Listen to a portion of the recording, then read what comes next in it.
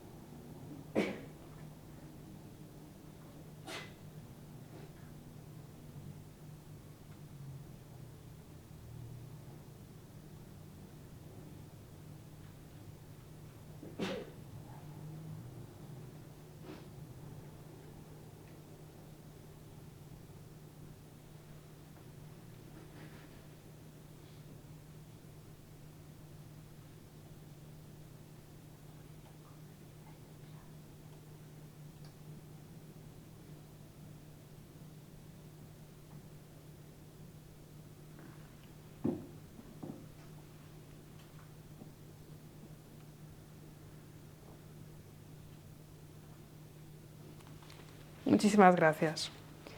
Quería nuevamente agradecer a Wires y a Cosentino hacer esta continuación de la jornada, que como bien ha dicho Dolors, es una parte 2, o es la continuación de la charla que tuvimos sobre el sueño de una ciudad inclusiva.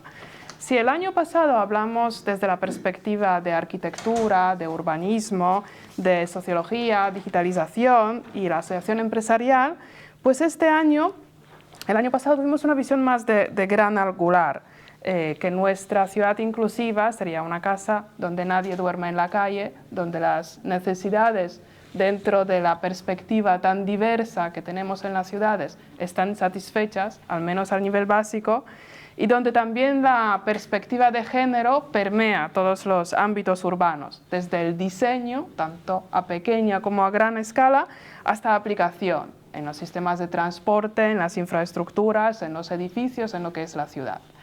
Este año iremos un poquito más al detalle y nos nutriremos de ejemplos prácticos, como también de reflexiones de nuestras compañeras panelistas Berta, Ana, Montse y Alicia.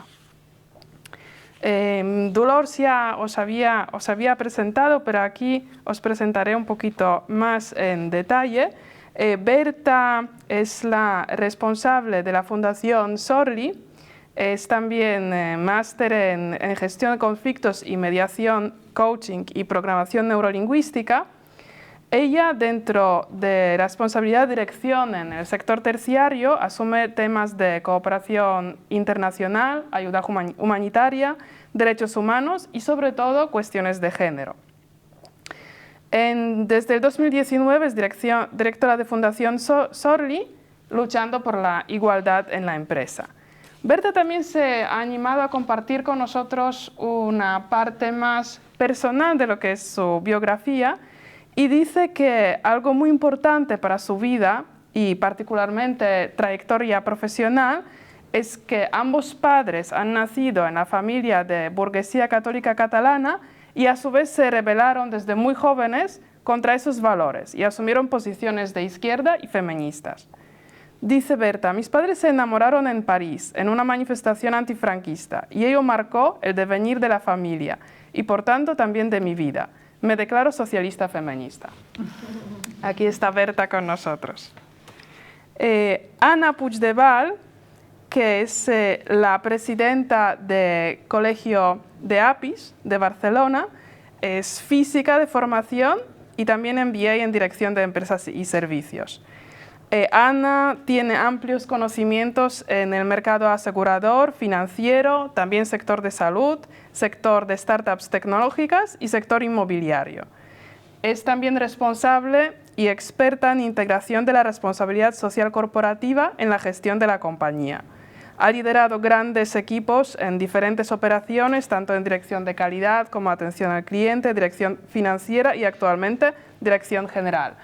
Lo que dice Ana de ella misma es que es apasionada del todo y que se vuelca hacia sus proyectos y su zona de confort es no tener la zona de confort.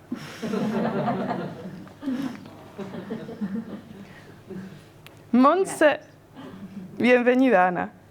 Montse Guardia, que es cofundadora y CEO de la empresa Big Onion y especialista en estrategia y creación de ecosistemas e innovación de gran escala. Hablamos aquí de blockchain y su convergencia con inteligencia artificial y el Internet de las cosas. Todo esto lo hace desde una visión muy humanista en su equipo multidisciplinar que también integra la visión humanista. Montse es conferenciante, profesora en diferentes universidades, como también escuelas de negocio. Es presidenta de Quantum Blockchain Alliance, miembro del Consejo Asesor de Observatorio de Ética en Inteligencia Artificial, cofundadora de la Fundación ELIS en Alicante y miembro de Europe Movement's Health Grow Committee, tanto como el comité académico de Think Tank FIDE, mentora y business angel. Montse dice que desde pequeña le ha gustado siempre el puzzle y que el software es algo más que el puzzle porque ofrece unas opciones infinitas de combinación. Y finalmente está con nosotros Alicia, que es jefa de tecnologías de negocio de Ferrocarriles de Generalitat de Catalunya, informática de formación, miembro de COENIF, Comisión de Género del Colegio de Ingeniería Informática, miembro de la Sociedad Catalana de Tecnología, miembro de jurado de premios de Donatic y acreditada como directiva por la plataforma de Observatori Mujer, Empresa y Economía de la Cámara de Comercio de Barcelona. Alicia es apasionada de cocina, hacía durante el confinamiento, si no me equivoco, sus panes, como lo hacíamos muchos, pero se apasionó por ello. Le encantan los viajes, particularmente ver las auroras boreales y pueblos pequeñitos, y es mujer y tecnóloga, lo cual le da fuerza y orgullo. Estamos en un mundo de incerteza y lo que diría el sociólogo Zygmunt Bauman, hiperliquidez, es decir, todos los discursos, relatos y conceptos, estructuras mentales que teníamos sobre el mundo de ayer, pues ya no son vigentes al día de hoy. Después de casi justo 2 años después de que haya comenzado la pandemia, pues tenemos una nueva amenaza con toda la incertidumbre enorme que nos supone. Hablamos aquí de la ciudad, del organismo muy complejo, donde se supone que en torno a los años 50 de este siglo va a vivir entre 70 y 80% de la población. Por lo tanto, son las ciudades que tienen que responder a grandes retos, como es la seguridad, la salud o el cambio climático. Y en este caso las ciudades son tanto parte de este problema como parte de la solución. Viendo la foto del mundo, de las ciudades del día de hoy, pues lo que destaca es el modelo de liderazgo agresivo, ¿no? Tanto en el ámbito empresarial como en geopolítica, basado bastante en el dominio, en la subordinación, lo que tradicionalmente asociaríamos con el ámbito masculino. Por lo tanto, y aquí me dirijo a Berta, esta visión de cuántos tanques y misiles tenemos es algo que se ve diferente desde la perspectiva de género. ¿Existen diferencias entre el tipo de liderazgo masculino y el liderazgo femenino? ¿Son cualitativamente diferentes? ¿Y cuál es la perspectiva, tú que eres gestora, ¿no?, y mediadora en conflictos, cuál es esta perspectiva de género en la resolución de los conflictos? Bueno, es una pregunta muy compleja, pero voy a intentar sintetizarlo justamente desde la perspectiva de género, ¿no?, que es lo que creo que podemos aportar hoy. la idea esta que tenemos de que los hombres van y que miden sus misiles, ¿no? Y sus tanques y cuántos tengo y cuánta potencia tengo, ¿no? Con mis tanques y mis misiles, es algo que seguramente es real, o sea, acaba siendo una realidad, ¿no? Pero el tema es si esto es así desde que nacen o se construyen, ¿no? Algo así. Y la perspectiva de género de lo que nos habla es justamente de que nadie nace con un misil, bueno, con un tanque, ¿no? Es decir, sales de la barriga de mamá y no te llevas un tanque contigo si eres niño, ni una muñeca si eres niña, pero sí te llevas un manual de instrucciones de cómo ser niña y cómo ser niño, que es de lo que se habla de la socialización o construcción de estereotipos o construcción de género, ¿no? Y en esta mochila en la que cuando naces te dan, que es muy sutil porque evidentemente no te ponen mochila, ni te enseñan ningún manual, ni te lo leen, hay una serie de elementos que sí hacen que a lo largo del tiempo el niño aprenda a ser niño hombre y la niña mujer, con lo que implica cada uno de los roles, ¿no?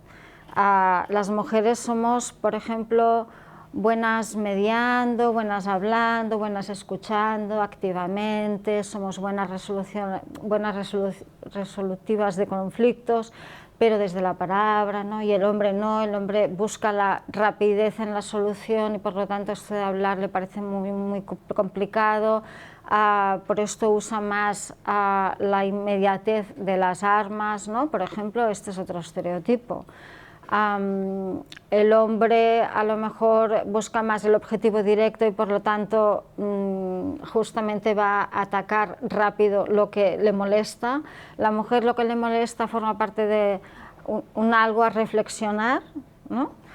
Hay estas mochilas que al final acaban construyendo a lo que se llaman los géneros, ¿no? Que es el género masculino y el género femenino. Pero esto no viene dado por ningún gen. Las mujeres no nacemos con el gen de somos cuidadoras, somos mejores mediadoras, somos mejores para tener niños y cuidarlos y tener papás y cuidarlos también, sino que es algo que se va construyendo y se construye desde el momento en el que uno nace e incluso antes, ¿no? Incluso antes. La perspectiva de que Putin tiene el botoncito rojo en estos momentos, ¿no? Que hablamos pues, de algo muy actual, es algo que tiene que ver con su poder como hombre, que ha ejercido como hombre y se ha autoconocido como hombre y en ese momento lo que tiene son esos misiles, esos tanques y ese botón rojo que le da mucho poder, ¿no? Y si le preguntáramos a una mujer en Ucrania, bueno, y tú en esta situación, ¿cómo resolverías el conflicto? Seguramente lo que dirían es, bueno, mira, nos vamos a hablar 3 meses, 4, 5, los que haga falta, vamos a ver, vamos a solucionar, vamos a pum, vamos a pam, y al final la resolución del conflicto sería otra. Pero el asunto es cómo podemos hacer que esto se cambie, porque esto es sociedad patriarcal pura y dura, esto es así y es difícil pensar que pueda ser de otra manera en un breve, corto espacio de tiempo. Lo interesante es pensar que si se puede, pueden haber estos cambios en los roles y aquello que en estos momentos necesitamos, por ejemplo, en este conflicto bélico, ¿no? Es esa postura no de la mujer, sino que una mujer ha adquirido en su construcción de género. Por lo tanto, es algo que también los hombres pueden aprender. Es decir, si educamos con perspectiva de género, estamos educando para que también los hombres tengan esa capacidad que no se nos da a las mujeres con el gen de mujer, no, sino que lo aprendemos, de resolver estos conflictos de una manera menos dañina, y que al final acaba solucionándose generando nuevos conflictos, ¿no? O sea, es una solución muy perversa porque no es una solución. Es una solución mirándose el ombligo de uno. Yo he resuelto esto para mi ego, pero yo no he resuelto esto para lo colectivo, ¿no? Que es esa mirada más quizá femenina. Y en este momento hay un vídeo que yo no recuerdo el nombre, pero si hace falta después comparto el link para que se pueda ver. Es súper interesante porque es muy cortito, pero da mucha lucidez sobre cómo construimos este género y enviamos esos mandatos de género a los bebés, ¿no?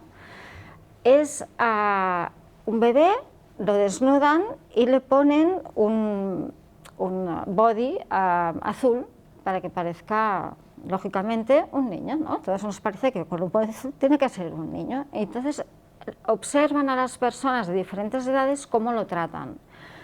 Como es un niño, le dicen qué fuerte eres, mira qué patas tienes, bueno, qué piernas tienes y qué fuerte, que no sé qué, y que serás bombero, serás basquetbol, ¿no?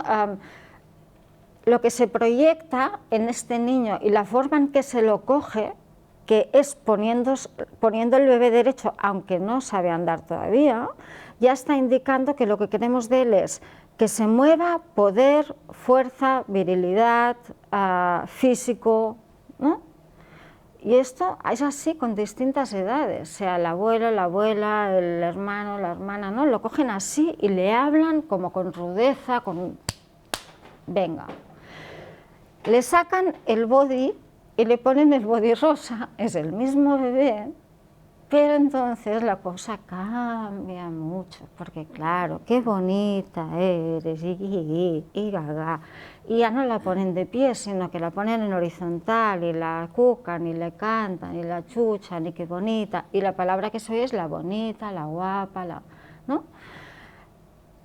Esto, trasladado a los años y a los diferentes espacios de crecimiento y de construcción social y de socialización que tenemos, entre otras las ciudades, es definitorio.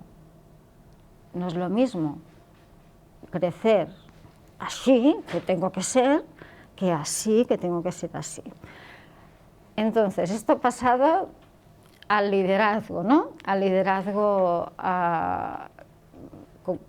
más de acuerdo a lo que puede ser el rol de las mujeres, más de acuerdo a lo que puede ser el rol de los hombres. Hay diferencias, evidentemente, hay muchas diferencias, por eso es tan importante que haya igualdad en las administraciones públicas, igualdad en las empresas, pero sobre todo igualdad en los lugares de decisión, de poder.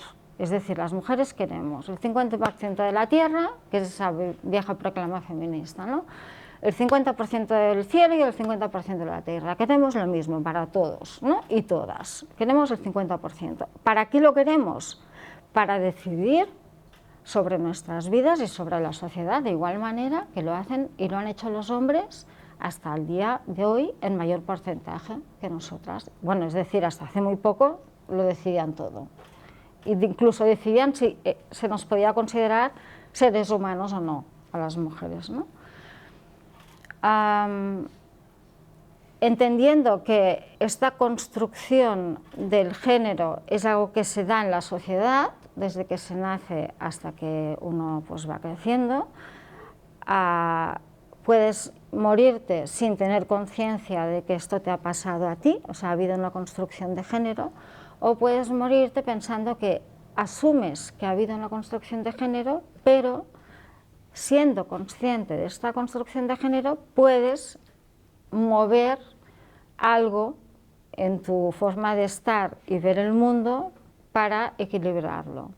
Y entonces es en este momento que le decimos a los hombres y a algunas mujeres, les decimos, para que las sociedades sean igualitarias, para que la construcción de la ciudad tenga perspectiva de género, para que el uso de la ciudad sea igualitario, para que las mujeres podamos estar en este mundo, en esta ciudad o en este pueblo, o en nuestra casa, o en nuestro trabajo, de igual manera que lo han hecho hasta ahora los hombres, necesitamos hombres que ocupes un poco del espacio que se nos ha dado hasta ahora únicamente a las mujeres.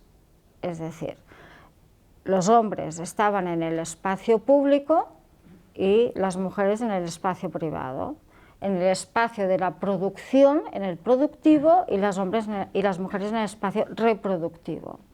Y resulta que las mujeres hemos avanzado hacia ese espacio productivo, pero parece ser que les cuesta más a los hombres venir hacia el espacio reproductivo privado. Y ahí se está dando esta especie de casi de paranoia, ¿no?, en que todo lo que tiene que ver con la igualdad dificulta mucho a las empresas poder tomar decisiones que sean de verdad valientes para que las mujeres puedan ejercer el poder igual que los hombres, y valientes en el sentido de que empujen a los hombres a hacer este paso hacia el espacio privado.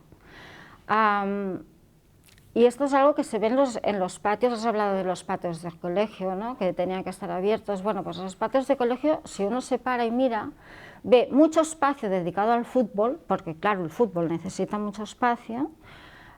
Ya ve niñas jugando a fútbol, ¿no?, pero el rinconcito de las niñas, lo que les queda, tradicionalmente niñas aprendiendo a jugar a las cosas de niñas, que es la comba, charlar, dibujar, hacer no sé qué, ahí no hay niños. Es decir, no hemos aprendido a que los hombres, no han aprendido los hombres todavía a dar este paso hacia el espacio de las mujeres, y nosotras estamos a duras penas luchando para que nos dejen entrar en el suyo. Y hablando justamente de Goodman, de la liquidez en todo y de lo cambiante que es todo, yo, y pensando en tu minuto, ¿no?, de silencio que has propuesto, que me parece súper chulo empezar así, yo lo que diría es, hay que reflexionar, hay que parar, hay que reflexionar, ver qué mundo queremos, ¿no?, pensar qué mundo en el que queremos vivir, queremos dejar para nuestros hijos e hijas, y tomar decisiones valientes. Y esto corresponde a cada uno individualmente, obviamente, pero también a las administraciones públicas, a la sociedad en general y a las empresas, que es por lo que estamos aquí, ¿no?, hoy representando a distintas empresas. Y esto pasa por un liderazgo que tenga perspectiva de género, es decir, que nuestra empresa sea el modelo de lo que queremos que sea la sociedad. No sé si me he enrollado mucho.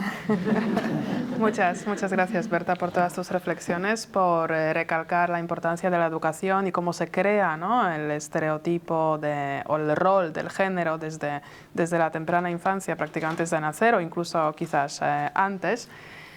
También me pareció interesante aquello de que si las mujeres dimos el paso hacia el espacio productivo, el espacio reproductivo o de cuidados en general, ¿no?, aquí hay cierto reparo todavía para que entren los hombres. ¿Puedo compartir mi objeto ahora? Por supuesto, por supuesto. Es que nos han pedido que traigamos un objeto que represente de lo que vamos a hablar y que sea significativo para nosotras, ¿no? Y he traído a Patapov.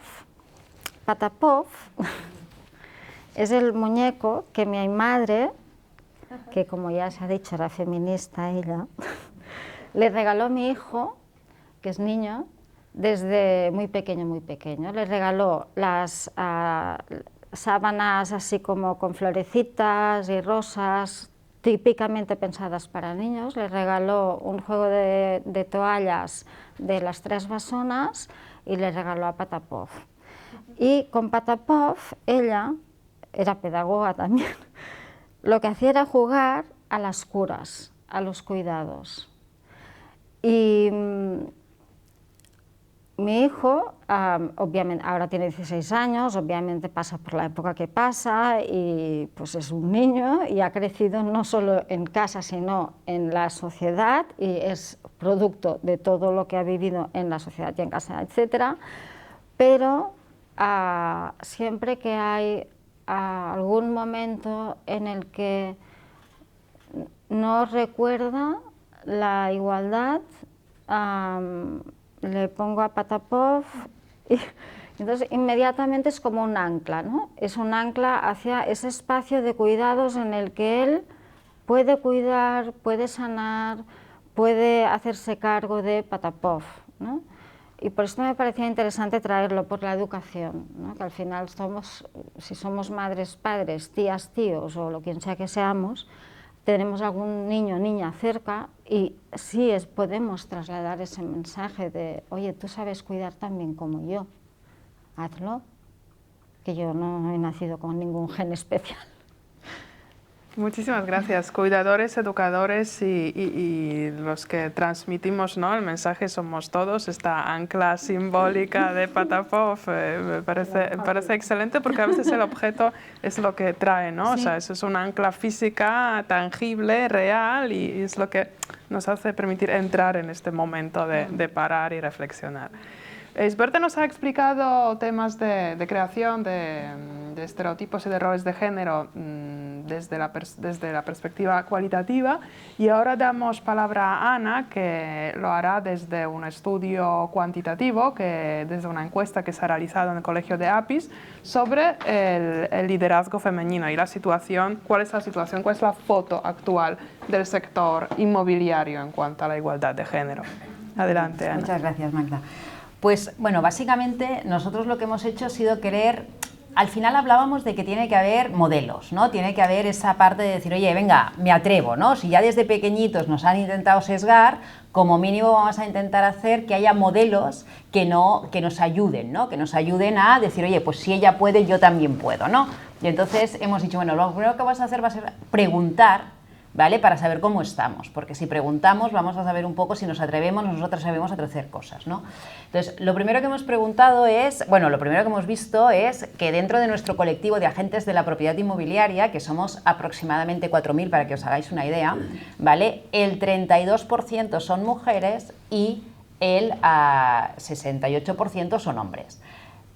¿Eso significa que las mujeres trabajan menos en el sector inmobiliario que los hombres? No, porque los 4.000 que están con nosotros son los gerentes de las empresas. Eso significa que, a pesar de que es un mundo en el que hay más mujeres que hombres, sí que es cierto que en realidad los que son gerentes y directores de empresas son mucho más hombres que mujeres. ¿Vale? Entonces lo primero que dijimos es, bueno, pues vamos a preguntar el por qué, ¿no? Es decir, ¿cómo han llegado estas mujeres a esos cargos? ¿Vale? ¿Qué lo han hecho? ¿Lo han hecho porque han sido promociones internas? ¿Lo han hecho porque han emprendido ellas solas y tal? Y venga, yo como estáis muy calladas os voy a intentar hacer que habléis un poco, porque así me gusta más. Si os digo entre emprendimiento, negocio familiar, promoción interna, ¿cuál creéis que las mujeres más utilizan? ¿Por qué están en cargo las mujeres que lo están? ¿Qué se han atrevido a hacer? Negocio familiar. Emprendimiento. Somos valientes, lo sabemos hacer, por lo tanto tenemos que dar ese modelo de que realmente las mujeres que quieren y lo pueden hacer, pueden emprender, ¿vale? El 73,9%, casi el 74% de las mujeres lo han hecho por emprendimiento. Después ha habido el negocio familiar, es un 22,5%, promoción interna, un 1,8%. Ahí tenemos una asignatura pendiente importante, pero sobre todo el emprendimiento, es decir, y ahí es donde tenemos que dar modelo, ahí es donde tenemos que cambiar esa sociedad y decir, oye, somos capaces de emprender, somos capaces de hacer esas cosas. Después hemos preguntado si creían que las mujeres tenían más problema para acceder a cargos directivos que los hombres. Bueno, pues evidentemente en un 60% han dicho que sí, pero ahí tiene poca salsa el tema y vamos a seguir al siguiente.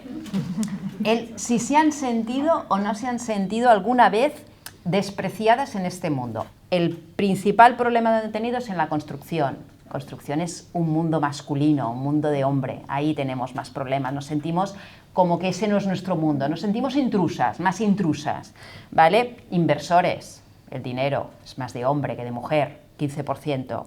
Naves industriales, esto nos lo decía mucho Goretti, una compañera nuestra que va a naves industriales y nos decía siempre, oye, es que yo en las naves industriales me tengo que pelear con los hombres, ¿vale? El residencial no, curioso. cuando hacemos promoción un 14%, en vivienda un 11% y después ya si estamos hablando de solares y así también es más residual.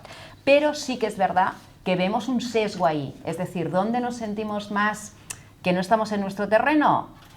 Precisamente en la parte más que es terreno de los hombres, ¿vale? Porque ahí yo creo que ahí sí que es importante entenderlo. En el hecho de si en sus empresas las mujeres tienen más mujeres que hombres, ¿qué creéis? Sí. Bueno, no os digo el porcentaje. 68,5% sí y un 22,5% más o menos son iguales y solo un 9% tiene más hombres que mujeres, ¿vale? Y aquí hay un tema muy importante y también venía un poco con lo que nos han comentado, que es el tema este de decir, ¿qué hacemos mejor las mujeres y qué hacemos mejor los hombres? Yo creo que eso, sinceramente, a mí ese discurso no me gusta y los que me conocen saben perfectamente que a mí ese discurso no me gusta para nada, ¿no? Pero sí que es cierto que esa capacidad de empatía, esa capacidad de que el hogar a lo mejor es nuestro, y aquí sí que en comerciales las mujeres son muy potentes. Comerciales en el mundo inmobiliario son muy potentes. Y evidentemente, si os preguntamos la palabra clave, la tenéis, ¿no? Es la empatía que tiene la mujer, esa empatía que tiene, esa empatía que coge, ahí es donde realmente la mujer puede decir, oye, es que yo voy a saber qué es lo que necesitas, ¿no? Y me voy a preocupar por lo que necesitas. Después seguramente, y eso lo he hablado alguna vez con alguna inmobiliaria que me ha hecho mucha gracia, ¿no? Y es, el comercial le vende a la mujer el piso y cuando ya le ha vendido a la mujer el piso, se gira al hombre y le dice, vamos a hablar de dinero, ¿no? Entonces vamos a hablar de dinero, ¿no? Y entonces dices, bueno, oye, yo también puedo hablar de dinero, aparte de esto, pero el rol sí que lo tenemos muy claro, ¿no? Es decir, yo a la mujer le vendo el piso, le vendo la no sé qué, ya, ahora voy a hablar de dinero con el que sabe de dinero, y eso es probable que lo hagamos sin darnos cuenta incluso las mujeres, ¿vale? Por lo tanto, yo creo que ahí también tenemos que cambiar nosotros un poco ese chip, ¿no? Porque si nosotros no lo cambiamos socialmente, difícilmente lo vamos a poder cambiar, ¿no? Entonces, evidentemente, ahí casi en los equipos de mujeres hay muchas que el 100% de sus equipos de mujeres comerciales son de mujeres, o sea, el 25%, el 100% son mujeres, en más del 75% estamos hablando de 14%, entre el 50 y el 75, 15%, estos números los daremos, para que los tengáis, eso ahora es más para comentarlo que no para tener el número en sí, ¿vale? Cuando hablamos de mandos intermedios y responsables, ahí sí que volvemos a fallar, ¿vale? Y eso que estamos hablando de empresas que son de mujeres y creadas por mujeres, ¿vale? Si quitamos la parte de la gente que no tiene mandos intermedios, que es mucha, la mujer tiene tendencia a hacer empresa más pequeña seguramente, estar en un entorno más pequeño, ser menos, ¿vale? Yo creo que no tienen esa tendencia de crecer tanto, ¿no? Perdona, como no contamos misiles y como no contamos armas, entonces seguramente tampoco contamos personas y nos preocupamos más de que realmente el negocio funcione, ese concepto de, perdonadme la expresión que es muy vulgar, pero ese de quien la tiene más larga, pues nosotros no lo hacemos, ¿no? Entonces el 100% hay mucha gente que sus mandos intermedios sí que son mujeres, solo en un 19%, ¿vale? Pero ahí sí que ves que hay mucha gente que ya coge mandos intermedios que son hombres, Estamos hablando entre unos y otros, pues estaremos hablando de que más o menos las que tienen mandos intermedios, la mitad cogen hombres, la mitad cogen mujeres. En tema de salarios, y eso sí que hay una estadística que hay, que es que la brecha salarial en el mundo inmobiliario es de las más pequeñas, ¿vale? En el mundo inmobiliario la brecha salarial está aproximadamente en un 18%, cuando en el mundo que no es inmobiliario está en un 25%.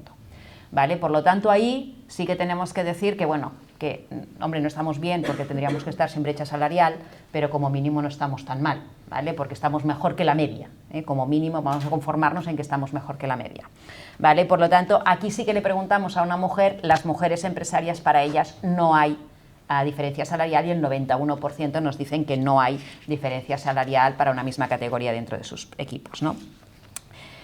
El hecho de si haría falta que las empresas fueran paritarias, obligar al 50% mujeres y al 50% hombres, obligado, No, hay un 60 y casi un 68% que nos dicen que sí, ¿vale?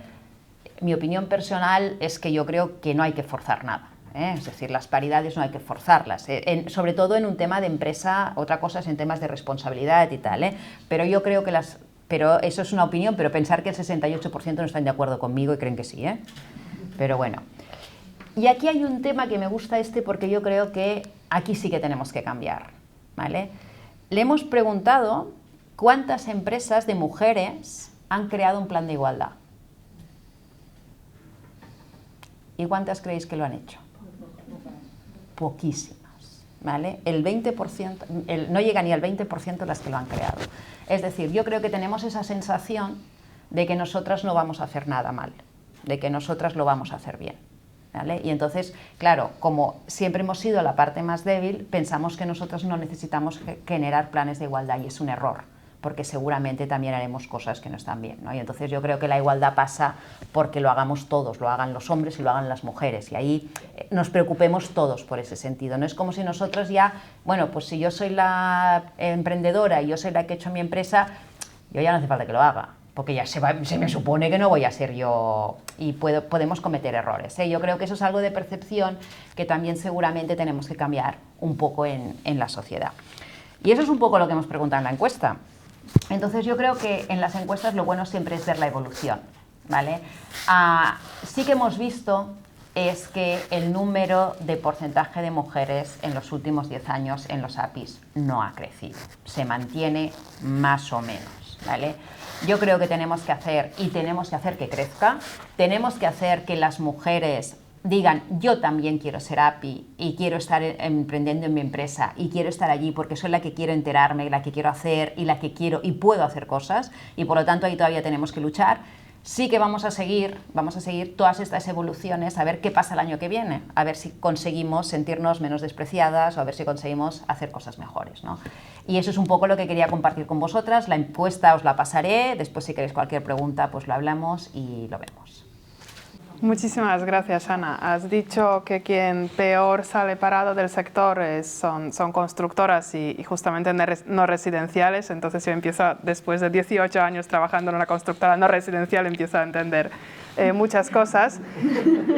Y también has dicho que no hace falta forzar la paridad, pero entiendo que sí crear referentes, ¿no? Sobre todo. Y aquí pasamos al tema de Montse, crear referentes en STEAM, crear equipos multidisciplinares con perspectiva de género que trabajan en tecnología, que trabajan en blockchain, que la asociamos, aunque apostaría que sabemos poco de blockchain, al menos hablo en primera persona, pero nos suena como una tecnología descentralizada, democratizadora, participativa, ¿no? Pero también sujeta al sesgo de género si no integramos a las mujeres en el diseño, ¿no? de la herramienta. Entonces, ¿cómo lo ves, Montse? Sí, yo creo que lo que has dicho es muy relevante, bueno, y gracias a vosotras por todo lo que habéis comentado. Yo creo que el mundo de la tecnología, y esa es la magia, ¿no? Es etéreo, intangible y por definir, ¿no? Entonces, me gusta siempre hablar, ¿no? No sé cuántas os gusta volar, a mí me gusta la historia de la aviación y hace 100 años, no hace 200 ni 1000, sino hace solo 100 años que volamos. Y cuando volamos y cuando decimos, oye, vamos a poner máquinas en el aire, pues hay miedo, ¿no? Hay mucha gente que todavía tiene miedo a volar.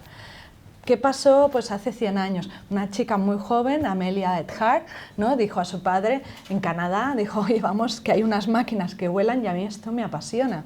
Y arrastró a su padre a comprar una mini avioneta, que imaginaros en esa época lo segura que podría ser, que lo fue, porque ella voló, desgraciadamente la perdimos en un vuelo transoceánico, no se encontró, pero ella hizo una cosa brutal. En el 1923, ella cruzó Terranova. O sea, imaginaos las temperaturas, imaginaos toda la complejidad de volar en esa época sin visibilidad en ese espacio.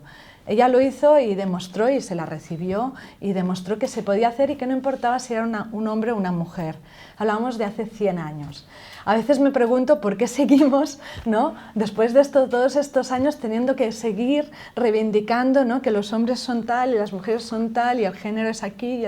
O sea, ¿por qué todavía no hemos penetrado, ¿no? en nuestras creencias que el ser humano es algo más que el género, ¿no? o se define por algo más que el género, y que el ser humano, por suerte, es diverso en todo su abanico, ¿no? No es lo mismo, pues antes hablábamos, ¿no? del pueblo, ¿no? donde hemos nacido, ¿no? Antes hablábamos, ¿no? si vienes de Polonia y estás trabajando en España, o al revés, ¿no? Tenemos una capacidad de integrarnos y de adoptar y adaptar. ¿Por qué os digo esto? Porque el espacio digital es como el espacio aéreo hace 100 años. Ahora en el espacio digital ya tenemos herramientas que nos permiten ir más allá de los límites del espacio y del tiempo.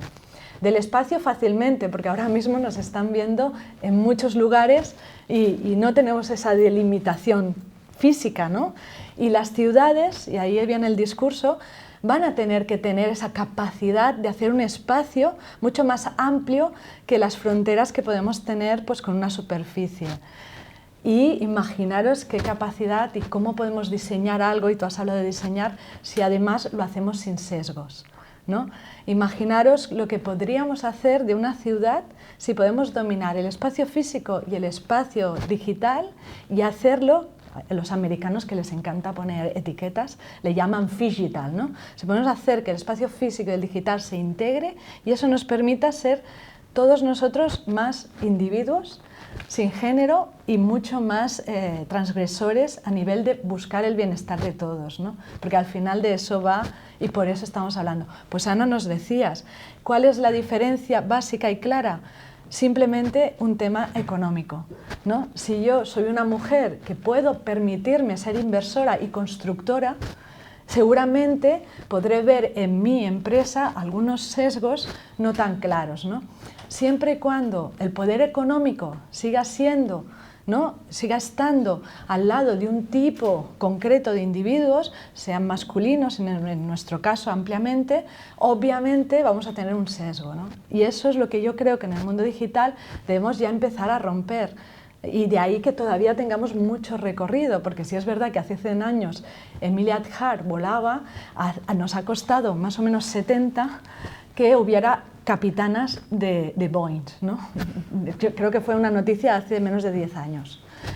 Hay que reflexionar mucho cómo podemos conseguir que esa economía nos permita a hombres y mujeres disfrutar con libertad de nuestra capacidad de crear y de nuestra capacidad de hacer cosas distintas. Bueno, pues la buena noticia es que el software no es caro, ¿vale? Aprender a codificar es aprender a hablar, ¿no? Y poder aprender lenguajes informáticos es poder aprender idiomas. No a todo el mundo se le da bien. Yo os prometo que he intentado hablar chino, pero con mucha dificultad, apenas digo 2 palabras. Entonces, aprender idiomas es difícil, es verdad, no todo el mundo tiene capacidad, pero es como la música, tocar bien es difícil, pues que si no lo intentamos, no lo hacemos.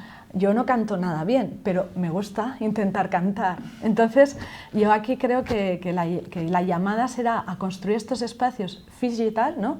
físicos y digitales, bonitos, agradables, pero sobre todo diseñados desde todos los puntos de vista. Y los ingenieros e ingenieras tenemos que conseguir que sea inclusivo. Y ahí es la parte de inclusividad en la definición del software.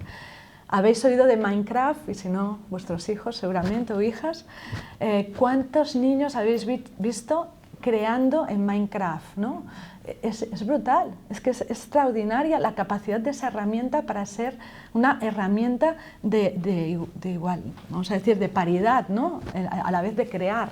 Niños y niñas tenemos capacidad de crear cuando somos muy jóvenes. Entonces, ahí es donde yo creo que el espacio digital debe ayudar, debemos ayudar desde el punto de vista de crear herramientas y debemos asegurar que esas herramientas, como bien dices, la blockchain, ¿no?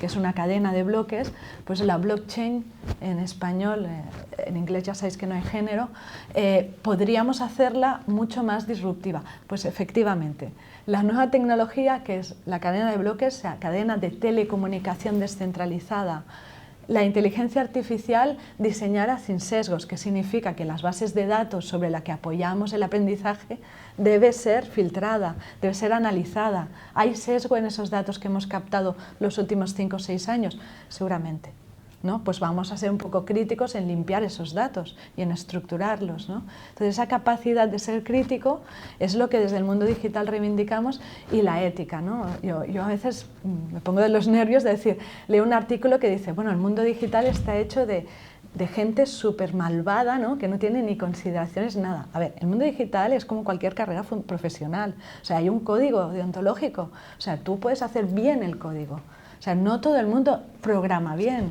Entonces, eso es lo que tenemos que pensar, es una capacidad que estamos dotando, pero que hay que programarla bien y lo ha de hacer alguien que tenga un mínimo, ¿no?, de conocimiento para poderlo hacer.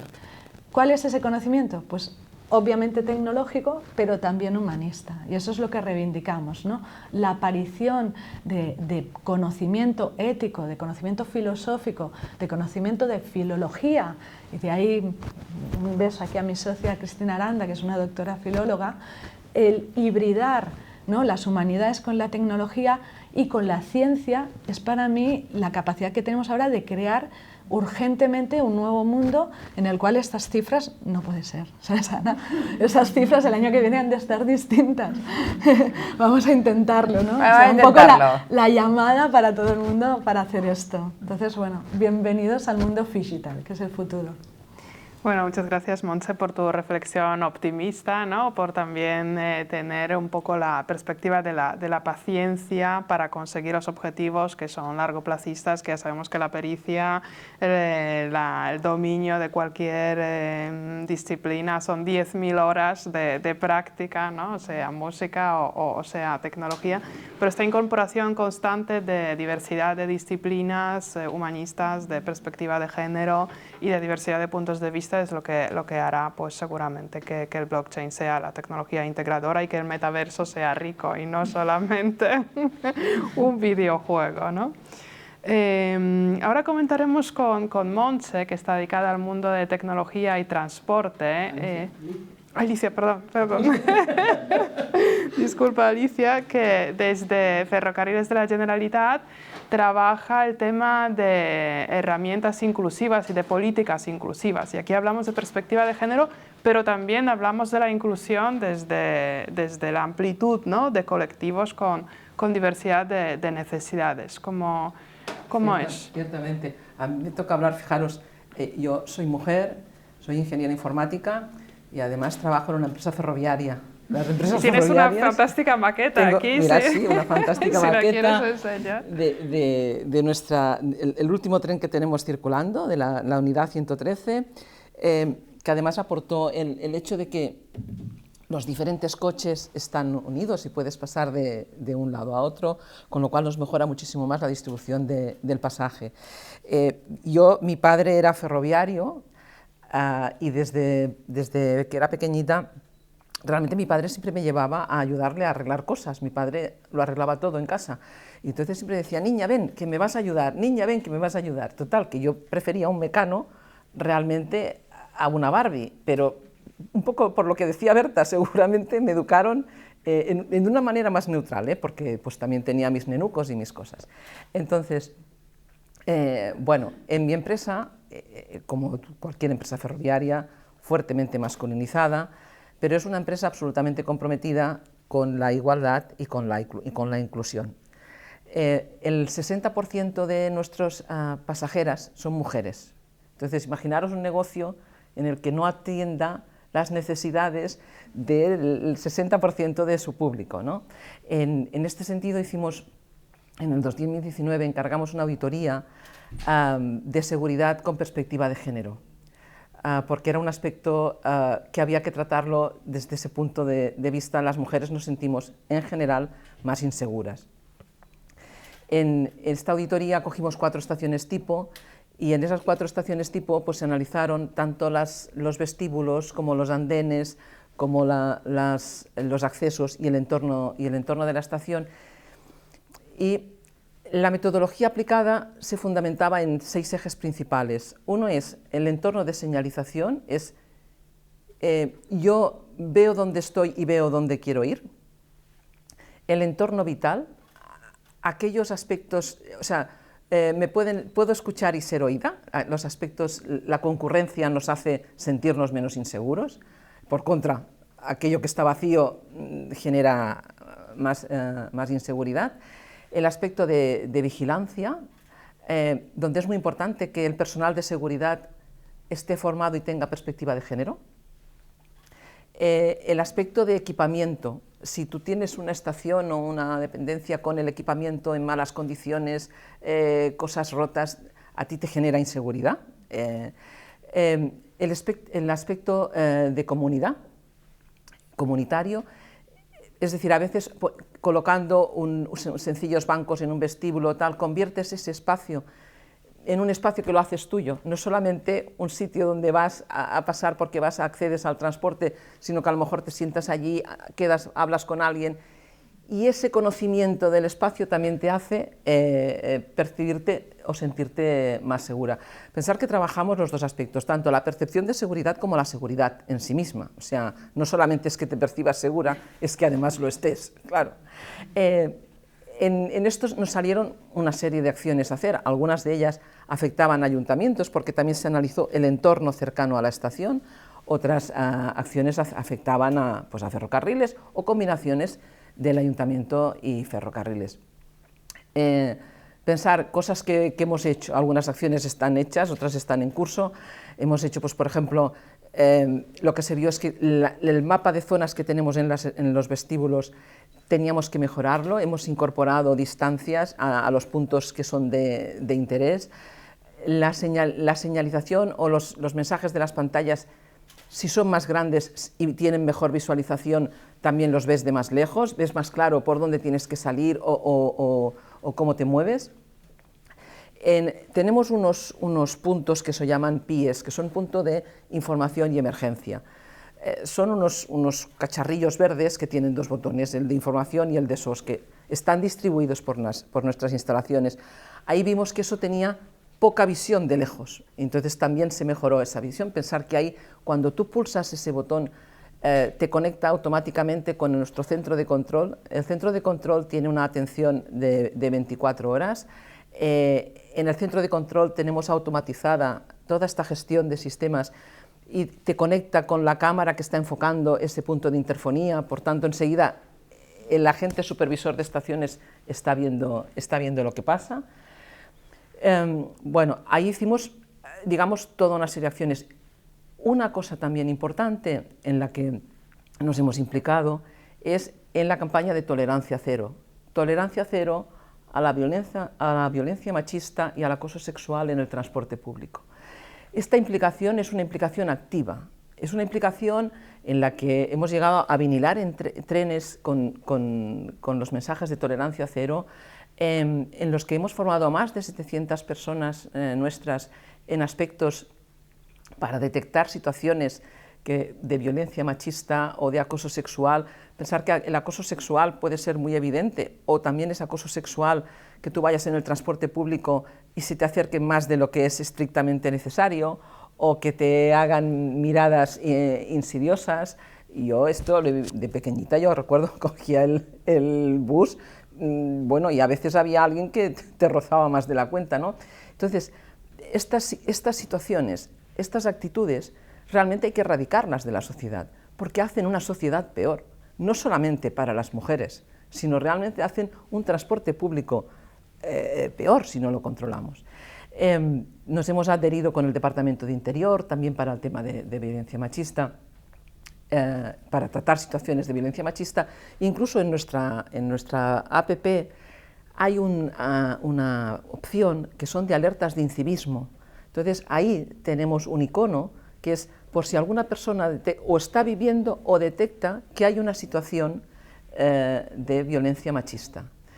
En función de eso se indica, por ejemplo, que está pasando en un tren, pues tienes que indicar el tren donde está pasando, pensar que eso se le da un tratamiento prioritario, se ven inmediatamente las cámaras que hay, se conectan con las cámaras que hay en el interior del tren y puede producir tanto la atención de nuestras propias vigilantes de seguridad como en función de la situación que veas tengas que avisar a los cuerpos policiales. Pero aquí, fijaros, la respuesta es inmediata. Es decir, si tú estás en un andén y tú detectas que hay una situación en que, pues lamentablemente, un hombre está maltratando a una mujer, no tiene por qué ser ya incluso físicamente, esas situaciones nos tienen que poner en alerta a todos y hemos de hacer, porque eso, bueno, pues intentar evitarlo en la medida de lo posible, ¿no?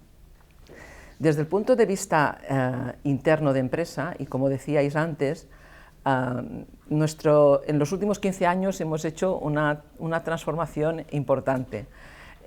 Los cargos de responsabilidad y directivos se han más que doblado. Digamos que estábamos en 10 y poco, y ahora estamos en un 20 y un poquito más. A nivel de plantilla general estamos en un 30% de mujeres. Tenemos en nuestra agenda de objetivos 10-30 el objetivo de llegar en el 2025 a un 40% de plantilla de mujeres. Pero en esto, y como comentábamos antes Montse, fijaros, nos enfrentamos a veces con problemas del entorno. Es decir, nosotros convocamos, hacemos convocatorias de plazas, pero para contratar mujeres, las mujeres tienen que venir.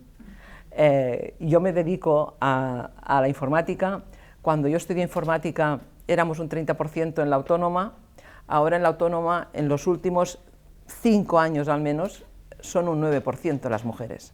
Entonces, ahora tenemos que luchar, y como decía Montse, en hacer ver que estas profesiones son profesiones atractivas y son profesiones donde las mujeres hemos de estar. Mirar, las máquinas de autoventa de ferrocarriles, no sé si sois usuarios de ferrocarriles, si no lo deberíais ser en algún momento, veréis que tienen, cuando tú recoges el billete, hay una especie de repisa amarilla, ¿vale? Yo llevo diseñando máquinas desde hace 25 años, ¿vale? Esa repisa realmente es para dejar el bolso. Es la única máquina que tiene eso. Pero no solamente sirve para dejar el bolso de las mujeres, sirve para que no dejes la cartera en el suelo. O sea, sirve para que cuando recoges las monedas, si se te caen, se te quedan allí, no caigan al suelo. Es decir, este diseño, este punto de vista femenino en el diseño de la tecnología es bueno para todo el mundo. No es que sea bueno, nada de lo que hacemos es solo bueno para las mujeres. Es bueno para todo el entorno, todo el mundo se beneficia. Si hacemos estaciones más seguras, todo el mundo se beneficia. Nuestros hijos, cuando van al colegio y van solos y cogen el tren, también se benefician. Entonces, aquí, digamos que el mensaje es comprometámonos, y nosotros desde la empresa pública estamos absolutamente comprometidos y nos declaramos una empresa feminista y activista en la captación de talento femenino. En la última convocatoria de maquinistas reservamos un 40% de plazas para las mujeres. Ana, yo sé que eso tú lo ves regular, pero... No, me parece bien reservarlas, Pero, claro, no lo forzamos, pero las reservamos. Lo hemos conseguido. Fijaros, hemos hecho algo que es pionero en el sector, porque es que tenemos que acostumbrarnos a ver que las maquinistas son hombres y mujeres, porque la realidad, a ver, llevar un tren, ahora igual mis compañeros me matan, pero es más fácil que llevar un coche, O sea, el tren no se cambian de marchas. Entonces, bueno, el tema es este, ¿no? El compromiso en que en el transporte y en la movilidad, la inclusión y la perspectiva de género estén absolutamente presentes. Es que es algo que debemos exigir, porque tiene que ser así. Muchísimas gracias por tu reflexión, Alicia. Muchas de vuestras intervenciones acaban en el tema de educación, ¿no? Como un eje común. Quizás deberíamos de tener a alguien de este sector. Y yo creo que es muy importante lo que recalcaste sobre el transporte, que al final la perspectiva de género pues, hace incluir muchísimos más colectivos, no solamente las mujeres, ¿no? Sino personas con diferentes necesidades. Y hay que pensar que el transporte, no solamente es el rato que estamos en el transporte, pero la movilidad nos permite llegar, el transporte nos permite llegar al destino. ¿Y qué hacemos en este destino, ¿no? Si no llegamos al destino, si no llegamos en condiciones, pues no, lógicamente no desarrollaremos nuestro proyecto después. Ahora, teniendo en cuenta de que hacíamos reflexión basada en vuestros sectores, en vuestras empresas, ya sean más pequeñas como de Montse o grandes empresas o instituciones como representa Alicia, Ana y Berta, pero la ciudad es algo más que la suma de las partes, ¿no? Por lo tanto, ¿pensáis que los valores y las políticas de las cuales estábamos hablando son trasladables al ámbito urbano? ¿Podemos, aprovechándonos de estos ejemplos, hacer de una ciudad un auténtico refugio de bienestar, una casa inclusiva para todos? Y aprovecho porque, como a mí me gusta siempre hacer participar al público, por lo tanto, el tema de este panel es el sueño de la ciudad inclusiva. Si queréis, os paso aquí un cuadernito para que podáis hacer vuestros apuntes sobre lo que es para vosotros un sueño de la ciudad inclusiva. Luego los recopilaremos. Montse, ¿Cómo dirías que lo que estábamos hablando es trasladable al ámbito del organismo como es la ciudad?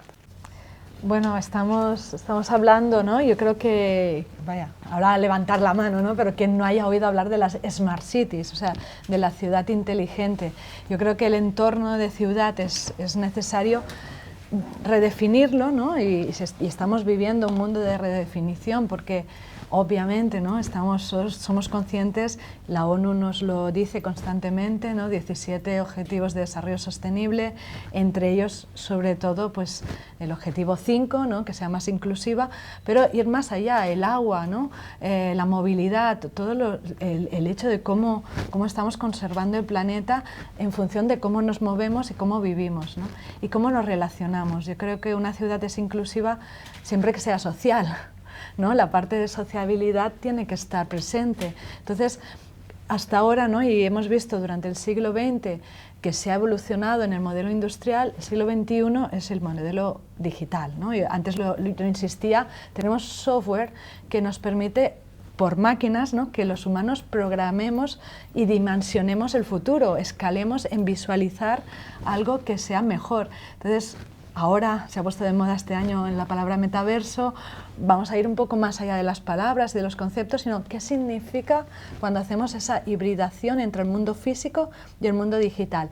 ¿Que proyectamos un videojuego? No, tiene que ir más allá, ¿no? Tenemos que ir más allá y decir, esta ciudad o este entorno está conectado, ¿no? Y conectado significa que nos podemos comunicar, telecomunicar a través de sensores y que esta información, tanto de captación como de proyección, tiene que servir para hacernos nuestro día a día mucho más, digamos, agradable, tranquilo y obviamente más social. Entonces, siempre que consigamos que diseñar una ciudad bien conectada, con unos datos que sean sensibles, éticos, ¿no? En la forma de captarlos y de tratarlos y proyectarlos hacia el bienestar, hombre, pues diría yo que viviríamos más saludablemente. Y la ciudad inclusiva debe de tener esto, debe de tener una capacidad de un eje de 360, donde no solo esté el individuo, ¿no? Centrado en el individuo, sino alrededor de este individuo las capas que debemos crear de sociabilidad. O sea, pues antes nos lo decía muy bien Berta, ¿no? El hecho de poder transmitir algo, esa empatía, al final la empatía, ¿no? es poder transmitir más allá de las palabras, poder leer a la otra persona. Si nosotros nos podemos ayudar de máquinas para que esto pase y lo hacemos de una forma ética, deberíamos poder evitar los conflictos y con ello, pues obviamente, el malestar y la catástrofe actual, ¿no? de la gran diferencia que tenemos entre vivir bien o vivir muy mal, ¿no? No hay el vivir normal, ¿sabes? Entonces eso es lo que tenemos que hacer, pero la inclusividad incluye un diseño mucho más atemporal y adimensional. Muchas gracias, Montse, de recordarnos que el espacio digital también ha de ser un espacio amigable, ¿no? Inclusivo y no tóxico. Pues si ahora las redes sociales asociamos con algo tóxico, dañino, peligroso para los jóvenes, pues esta ciudad digital o esta dimensión digital de la ciudad pues tiene que incluir los valores que nos permiten apartar esta toxicidad. Desde el punto de vista de transporte y de la experiencia, ¿qué prácticas o qué ideas se pueden trasladar a la ciudad inclusiva, Alicia? Yo pienso que todo lo que hemos hablado de inclusión, igualdad o perspectiva de género realmente hace una ciudad mejor. Es una ciudad más amable, es una ciudad, como hemos dicho, más empática, más solidaria, pero esto al final nos generará un mundo mejor.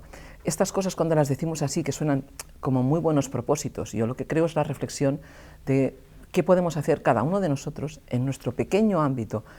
Esto no se consigue normalmente porque das un gran paso, se consigue porque vas dando pasos muy pequeños, pequeñas acciones, pequeños detalles que has tenido, pequeñas apreciaciones, a veces incluso en cómo utilizamos el lenguaje o las presunciones que hacemos de determinadas cosas.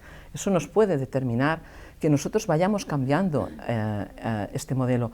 Cuando hablamos en los casos de tecnología y de inclusión, pensar que cuando nosotros estamos vendiendo los billetes de manera automatizada en unas máquinas, hemos de pensar en que lo sepa utilizar una persona que no sabe leer, una persona que puede tener una brecha digital importante, y no es su problema, es el nuestro que estamos poniendo una máquina, hacer que esa máquina tenga unas funciones que faciliten el uso para todo el mundo. Desde el punto de vista tecnológico y de diseño de infraestructuras y de soluciones y servicios al ciudadano y a la ciudadana, hemos de ser empáticos, porque nos hemos de poner no solamente, fijaros, muchas veces el mayor coste es para atender las necesidades del menor número de personas, pero eso no nos puede hacer que esas necesidades no se atiendan. En este caso, no te puedes guiar por el concepto de negocio de coste-beneficio, sino que realmente has de pensar en un beneficio no económico, sino en un beneficio social. Y pienso que estos valores se aplican en cualquier ámbito de nuestra convivencia. Muchas gracias, Alicia. Efectivamente, las necesidades de colectivos minoritarios pues, no pueden dejar de ser atendidos en ninguno de los ámbitos, tanto el microámbito como el macro, ya sea de la ciudad o en general.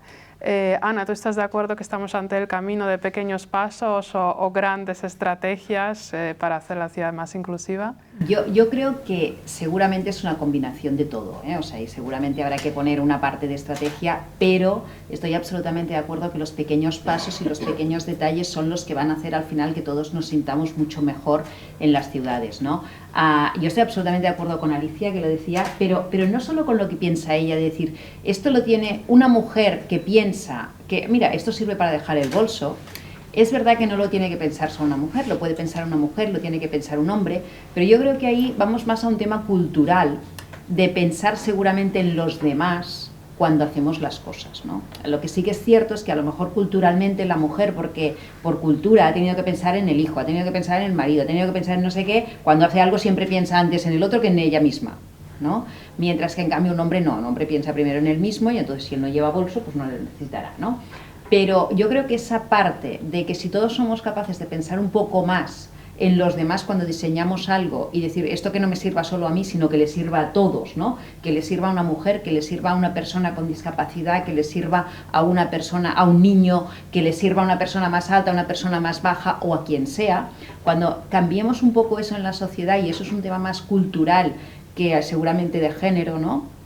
Yo creo que es cuando mejoraremos todos. Y sí que es cierto que a lo mejor esa combinación de que haya más variedad de personas diferentes pensando en todo, porque seguramente cuando hablamos de inclusión es verdad que tienen que haber mujeres para que piensen de forma diferente, pero seguramente otros colectivos también tendrían que estar diciendo, oye, que mis necesidades también son estas, ¿no? Y entonces yo creo que cuando más diversifiquemos ese pensamiento a la hora de incluir a todo el mundo, más conseguiremos pequeños cambios que son los que nos hacen que realmente lo notemos. Y estratégicamente también tiene que estar, porque si no tienes una visión estratégica de hacia dónde quieres llegar, difícilmente con pequeños cambios solo lo consigas, ¿no? Y tienes que tener evidentemente unos planes estratégicos, sobre todo a nivel político, sobre todo a nivel social, de decir cómo vamos a evolucionar, ¿no? Yo creo que por eso la combinación de los dos es la mejor. Muchísimas gracias, Ana. Berta, ya que Ana ha comentado que la perspectiva de género es por excelencia, ¿no?, más inclusiva, que se relaciona con lo que tú decías al inicio de que los cuidados y los trabajos tradicionales de la mujer le hacen pensar en todo el espectro de las necesidades. ¿Tú crees entonces que la perspectiva de género para diseñar, para implantar y para vivir en una ciudad inclusiva es la clave?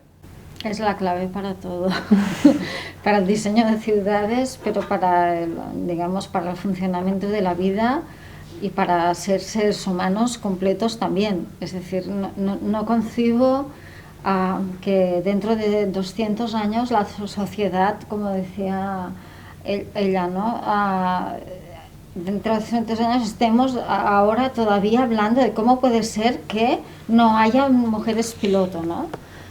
La perspectiva de género tiene que ser algo que sea transformador y tiene que ser algo que sea integrador y tiene que ser algo que forme parte de la vida de todos y todas. Y esto, digamos, es algo que se dice así, ¿no? Pues ya está, la perspectiva de género que forme parte de todos y todas, vale, pero el cómo, ¿no? Bueno, y esto cómo se hace. Bueno, lo hemos hablado, se hace desde la educación, pero se hace desde la conciencia y se hace también desde las empresas, porque las administraciones públicas van a un ritmo, que ya lo sabemos cuál es, pero las empresas pueden ir a otro ritmo y aquí representamos empresas que pueden tomar iniciativas, como Ferrocarrils de la Generalitat, que además se declara feminista, ¿no? Clarísimo, que hace cosas distintas que repercuten en los usuarios y usuarias, pero también en las personas que trabajan. Y estas personas que trabajan en esta empresa, igual que en el grupo Sorli, ¿no? Que es una empresa comprometida con la igualdad, van a sus casas y hacen cosas distintas a las que hacían porque la empresa les ha proporcionado cosas distintas. Por ejemplo, en el tema de las violencias es algo clarísimo, ¿no? Y Alicia lo estaba apuntando, es algo que se tiene que erradicar, ¡pum!, ya está, no hay discusión, se tiene que erradicar la violencia machista, pero ¿cómo lo hacemos en cada uno de nuestros espacios, ¿no? Pues desde, por ejemplo, en el protocolo contra el acoso sexual que promueve la Fundación Sorli, es un protocolo que tiene en cuenta los distintos tipos de personas que pueden estar trabajando en esas empresas. Por ejemplo, las personas ciegas, ¿cómo haces que esa persona ciega envíe un email, ¿no? o se comunique rápidamente para avisar que hay un acoso sexual? Bueno, este tipo de cosas son las que facilitan al final la vida y las que hacen que desde mi parte de mi empresa, desde la parte del grupo de empresas que represento, desde el colegio, ¿no? Desde la comunidad, desde las escuelas, desde los ayuntamientos, desde, ¿no? Al final acaben habiendo transformaciones en mi vida que son las que veo, que son las que noto y que son las que promuevo después. Lo que no vale es esperar a que las cosas sucedan. Sucédanse una ciudad del bienestar. No, esto no va a suceder, ¿no? ¿Quién lo promueve? Pues ya, todos y todas, ¿no? Y las empresas tienen un papel. Yo reclamo el papel de las empresas como responsables de la transformación social. Digamos que han mirado hacia otro lado muchos años, ya les toca ahora decir, bueno, y ahora mi responsabilidad, ¿cuál es? Pues me toca ser motor de cambio, pues voy a hacerlo. Bueno, para terminar. Muchas gracias Berta, por terminar esta parte con un llamamiento a acción, ¿no? Y de sentirse responsables del ámbito que nos toca, porque se puede actuar desde los pequeños pasos, grandes pasos, empresas, administraciones y al final personas individuales. Estamos ahora al día de 8M, por lo tanto yo os propondría cerrar este debate con un mensaje corto que queréis enviar este día específico. Si alguna de vosotros, Montse o Ana, queréis sacar el objeto que tenéis, pues eso sería el momento quizás, porque ya estamos finalizando. Bueno, entonces, Ana, ya que cogiste tu objeto. El objeto es un libro que habla de revolución y le habla de transformación. Aunque este libro lo haga en el mundo digital, ¿vale? Yo lo que creo es que a mí creo que representa mucho lo que queremos demostrar, ¿no? Es decir, que tenemos que transformarnos, tenemos que revolucionar y tenemos que ser nosotras también muchas veces las que nos creamos que podemos hacer ese cambio, ¿no? Y entonces por eso he traído el libro, pero más que nada porque significa el concepto de revolución y de transformación, que yo creo que es un poco lo que nos toca hacer. Sí, es una jornada reivindicativa, por lo tanto es lo que nos toca. Y yo aprovecho que también es un libro, pero en mi caso no es tecnológico, es un libro de Alessandro Barrico en italiano, Castelli di Rabbia, para comunicaros un poco el humanismo, ¿no? O sea, yo creo que leer, este es un libro físico de hace muchos años, podemos hacerlo también digitalmente, pero lo importante es asumir, ¿no?, que todo lo que es la literatura, todo lo que es las artes, todo lo que es la filología, la ética, tienen que estar presentes o sí en cualquier individuo, mujer o hombre, para hacer un cambio. Entonces el mensaje es un poco lo que hemos dicho y creo que hemos coincidido todas, activismo. O sea, el cambio viene de una reflexión, pero viene de una acción. Entonces tenemos que actuar en nuestras pequeñas proporciones del día a día y ser reflexivas, ¿no?, y reflexivos, porque yo creo mucho en que juntos vamos más lejos y ahí la diversidad tiene que ser para eso, para ser diversos, para caminar juntos. Entonces ese sería el mensaje. Muchas gracias. El arte no solamente nos transmite valores, ¿no? Pero también nos reconecta con nuestra esfera emotiva, ¿no? Que la tenemos un poco apartada, delegada y que ahora con todos los problemas mentales, pues quizás a través del arte tocaría reconectar con ella. Alicia, ¿cuál es tu mensaje para el 8M? Bueno, yo, en la línea de mis compañeras, yo diría que trabajemos pues, por la solidaridad, por la paz, por la integración, por la aceptación de la diversidad, y que eso implica que aportemos nuestro pequeño granito de arena allí donde podamos hacerlo, porque con muchos pequeños granitos de arena a la larga tendremos, yo creo, un mundo mejor para nuestros hijos, nuestras hijas, nuestros nietos, sus hijos, etc. Sería aportar nuestro granito de arena, que seguro que todos lo podemos hacer. Muchas gracias, Alicia, por evocar esos grandes pilares, ¿no? de convivencia y de humanidad. Berta, ¿cuál es tu llamamiento para 8M? Yo pediría que no nos olvidemos de lo que hemos pasado estos 2 últimos años, que no olvidemos lo que nos ha enseñado la COVID y lo que no queremos que sean nuestras vidas, ¿no? Y qué tenemos que hacer para que no lo sean, porque al final esto ya de la COVID, ya ahora porque llevamos esto, pero dentro de 15 días ni lo llevaremos, ya no nos acordamos, ya consumimos, ya volamos, ya el mundo ya nos da igual, si en África hay más COVID también da igual. Yo lo que, a mí lo que me gustaría, es que hubiera un recordatorio diario de no vayamos por donde no tenemos que ir porque esto está aquí al lado, ¿no? Y Putin es un buen ejemplo de cómo puede cambiar las cosas en un día. La COVID también lo fue.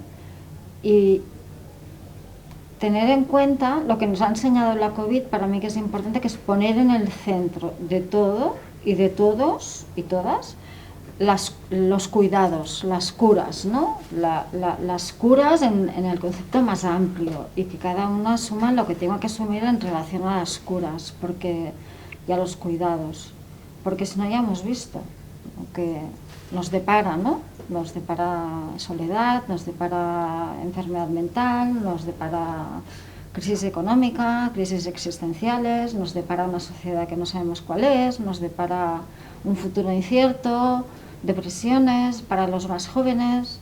Bueno, pues esto. Bien, hay que hacer un recordatorio mental diario de sí.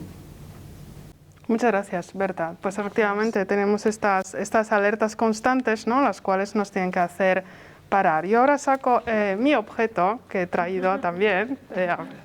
Vamos a verlo. Está aquí. Mi objeto es un perrito de espuma, se llama TikTok, y este perrito yo lo llevo a pasear por las calles de Barcelona, ¿vale? Lo llevo a pasar de esta manera. Bueno, me disfrazo un poco, tengo un personaje que se llama Dada, entonces lo llevo así.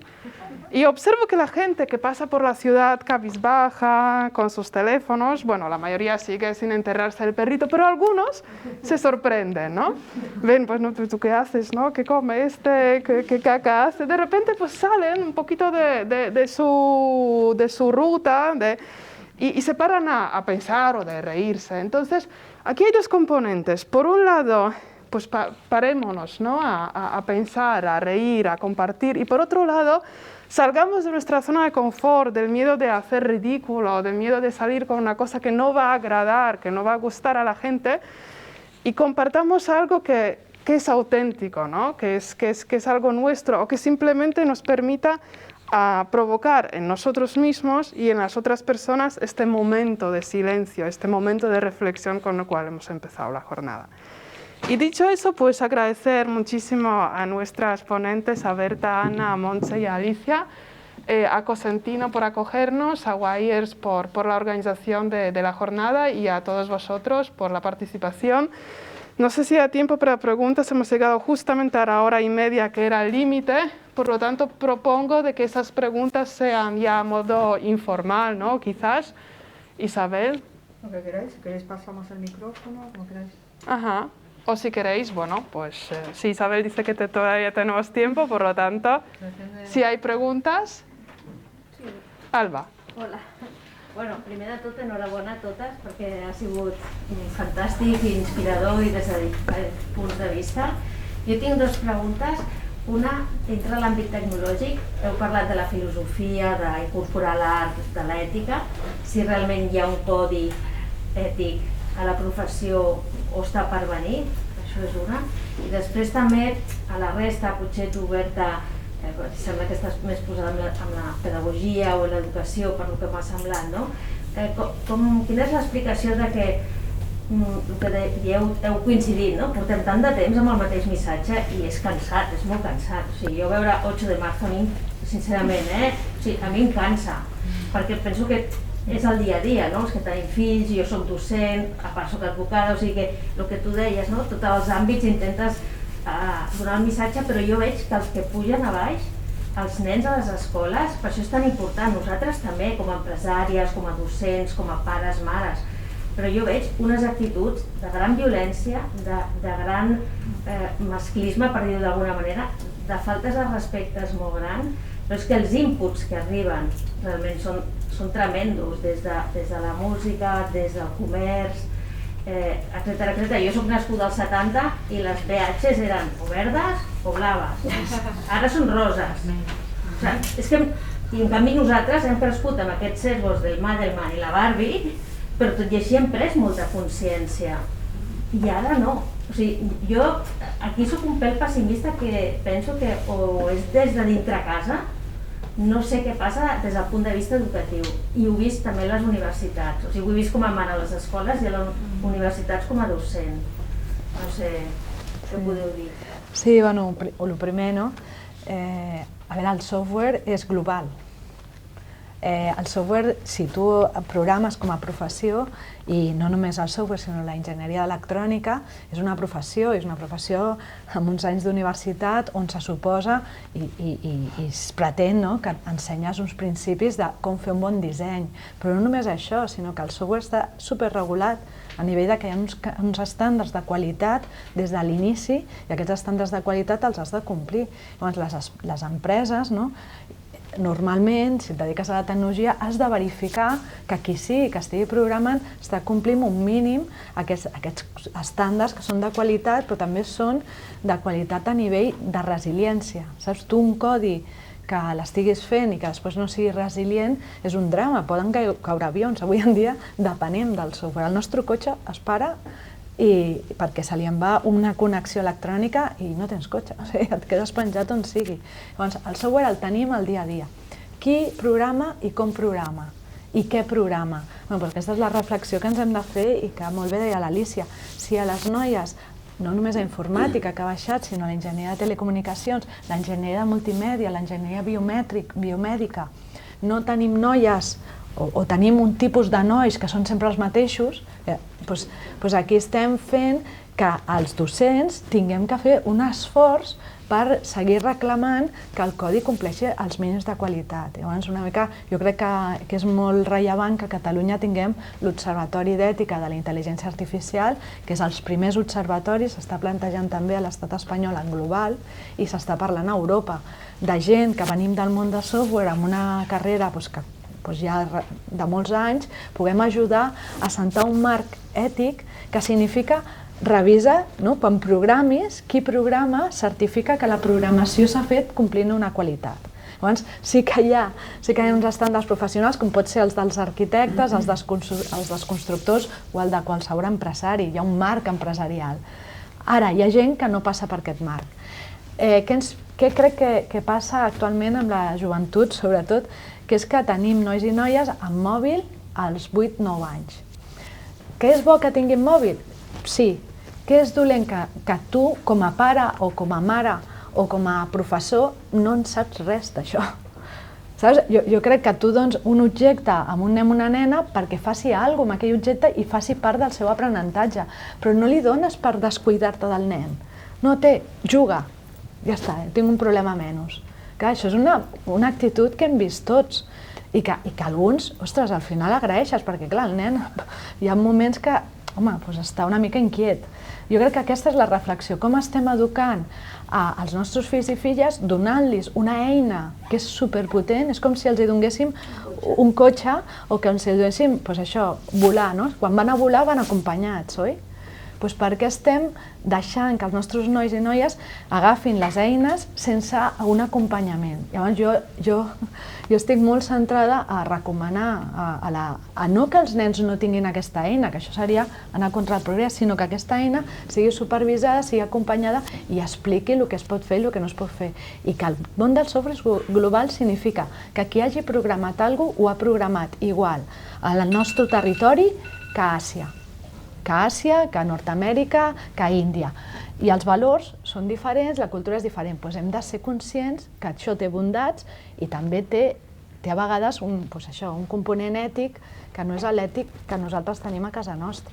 Llavors, l'ètica no és global, l'ètica és cultural, és un valor cultural. Llavors, hem de ser conscients de la diversitat i l'hem d'acompanyar. És la meva opinió. Sí, en concret amb el Col·legi d'Enginyeria Informàtica existeix un codi deontològic. Una altra cosa és que el que diu la Montse, després quan es contracta informàtics o quan mires això, en qualsevol professió, en qualsevol professió si tu vols fer una casa agafes un arquitecte i dius no, i que tingui els estudis i que estigui col·legiat i que tingui una assegurança i que pugui firmar un projecte i tot això. I aquests conceptes en temes de desenvolupament informàtic són conceptes encara molt llunyans.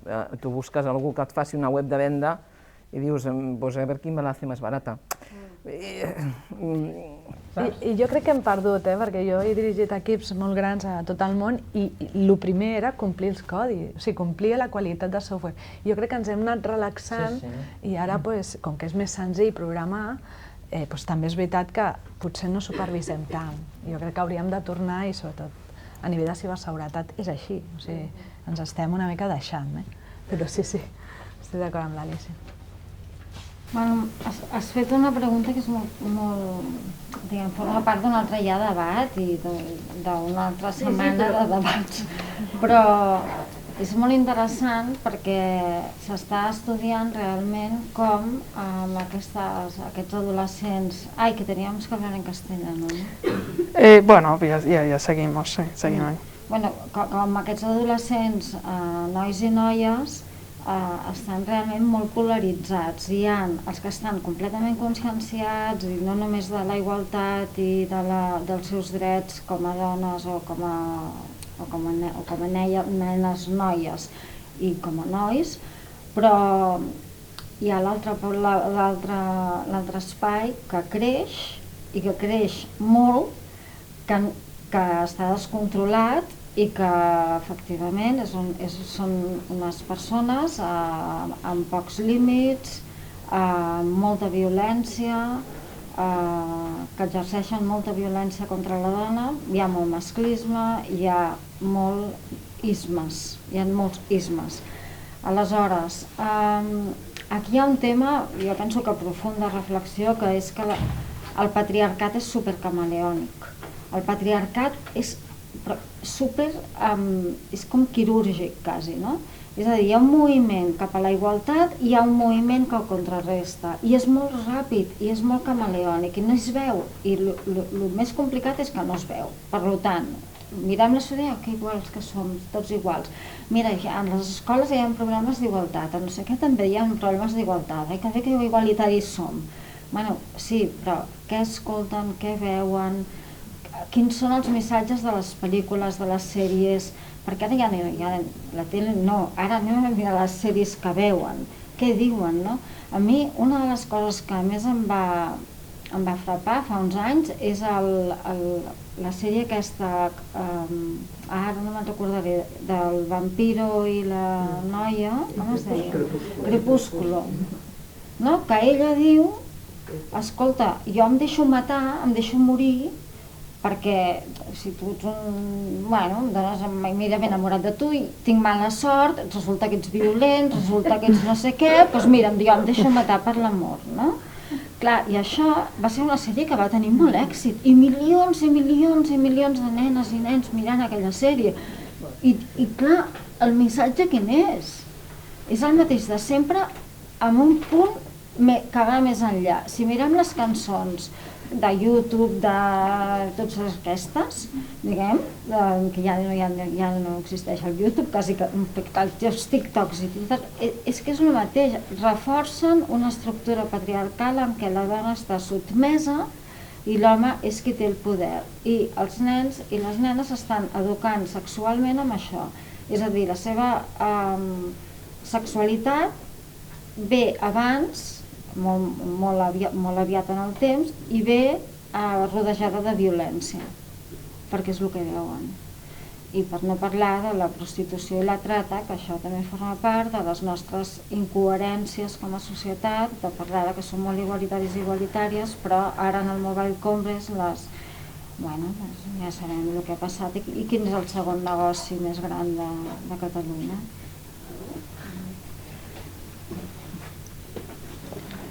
No sé si tenéis más preguntas o comentarios. Si no, pues agradecemos nuevamente a las panelistas, a Berta, Ana, Montse y Alicia, y a todos vosotros, a Cosentino y a Wires, la organización de este debate. Bueno, pues que tengáis muy buen 8M. Muchas gracias.